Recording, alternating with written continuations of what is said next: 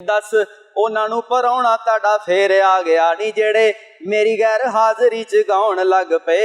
सिद्धू मूसेवाला की कॉपी पाकिस्तानी सिद्धू चक 39 वाला मशहूर हो गया, जो सिद्धू मूसेवाला की तरह एक्टिंग और गाना भी गाने की कोशिश करता है। कल्ला खड़ा चुप देख पुत यट दा।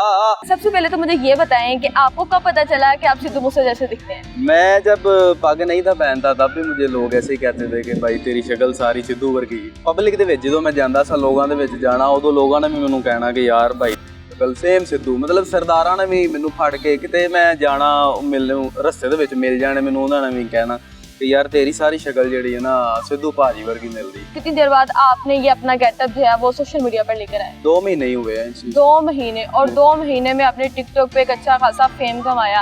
टिकटॉक पर आने का आपको कैसे ख्याल आया और किसने आपको ये मशवरा दिया कि आप टिकटॉक पर आए? टिकटॉक ते आन ते पहलों भी है सी, लेकिन छोटा भाई मेरे कज़न ਤੇ ਉਹਨਾਂ ਨੇ ਫਿਰ ਮੈਨੂੰ ਬੜਾ ਫੋਰਸ ਕੀਤਾ कि यार नहीं अगर इस चीज़ का फेम मिलता है तो लेना चाहिए। तो मैं कहा चलो ठीक है। लोग आपको रोकते होंगे और आप सेल्फी वगैरह का भी कहते होंगे, किसी को तो ये मुगालता लगता भी होगा कि मतलब आप जो है वो सिद्धू मूसे हैं। हाँ ऐसा ही है। असल ਦੇ ਵਿੱਚ ਜਦੋਂ ਸਭ ਤੋਂ ਵੱਡੀ ਗੱਲ ਇਹ ਵੇ ਕਿ ਜਦੋਂ ਕੋਈ ਬੰਦਾ ਸਿੱਖ ਨੂੰ ਵੇਖਦਾ ਨਾ ਉਹਨੇ ਪਗੜੀ ਪਾਈ ਹੁੰਦੀ ਹੈ, ਪੱਗ ਪਾਈ ਹੁੰਦੀ ਹੈ, ਤੇ ਉਹ ਲੋਕ ਇਹ ਕਹਿੰਦੇ ਨੇ ਕਿ ਉਹ ਵੇਖੋ ਸਿੱਖ ਜਾ ਰਿਹਾ। ਠੀਕ, ਮਤਲਬ ਸਾਡੇ ਇੱਥੇ ਪੰਜਾਬ ਦੇ ਵਿੱਚ।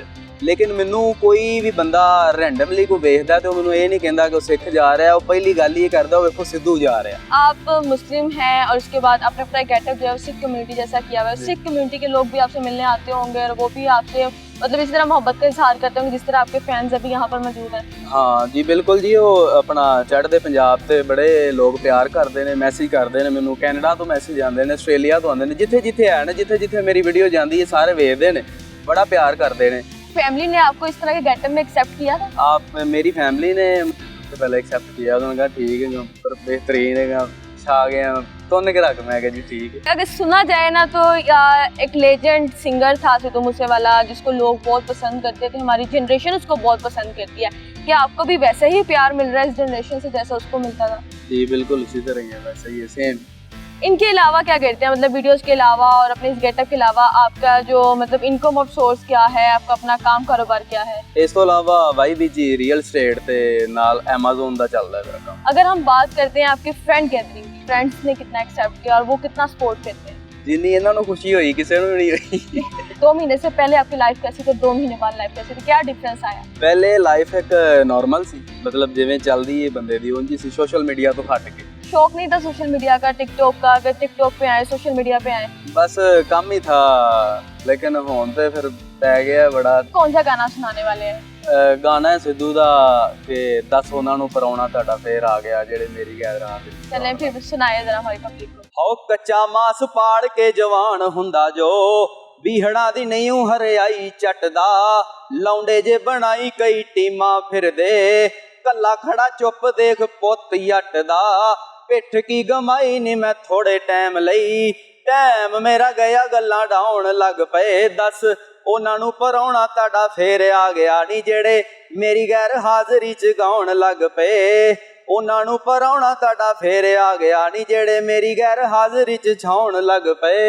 आउटस्टैंडिंग। ये सिंगिंग का शौक आपको बचपन से था कि या गेटअप करने के बाद आपको सिंगिंग का शौक है? सिद्धू मेरे विच वड़िया ना उदों दा ही शौक पै गया। आपका एक सॉन्ग रिलीज होने वाला है, वो कौन सा सॉन्ग है और उसकी हमें थोड़ी सी थीम बताइएगा ताकि हमारी जो पब्लिक ये इंटरव्यू देख रही है वो सॉन्ग को समझ सके कि उसमें क्या है।